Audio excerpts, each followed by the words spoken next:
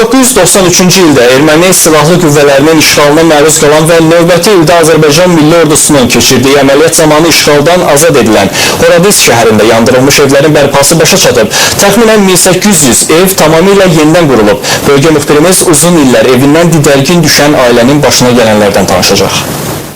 Yoldaşımın bacısının məclisiydi. Qazanlarımız dolu qaldı valla. Altında dəyalə tüstüsü var idi. Nəbiyevlər ailəsi 22 il əvvəl həyətlərində qurduqları toy məclisini yarımçıq qoyaraq Horadizi tərk etmək məcburiyyətində qalıb. Araz çayı üzərindən İrana keçən ailə oradan da İmişli rayonuna gedir. 3 aydan sonra işğaldan azad olunsa da şəhər tamamilə yandırılaraq dağıdıldığından qayıtmaq mümkün olmur. Saadət xala deyir ki, doğma yurdundan ayrıldığı 5 ildə hər ay Horadizə gəlib. Az da olsa yurt həsrətini bastırmaq üçün yanmış evinə baxıb.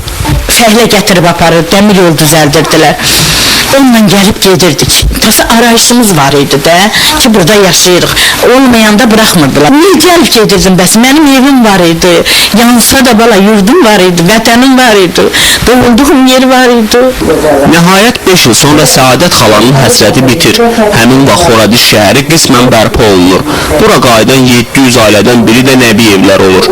Ailə başçısı Nəbi Nəbiyev deyir ki, insan əli ilə dağı da bağ etmək mümkündür. Təki doğma yurdunda olasan.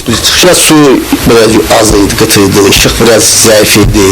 Bizə elə gəlir ki, biz bura gələ sonra bütün çətinliklərə baxmayaraq bizə çox xoş olur yaşamaq.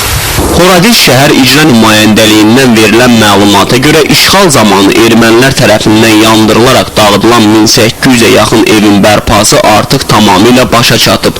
Şəhərin bütün infrastrukturu yenidən qurulub. Hazırda Horadizdə 1777 ailə yaşayır.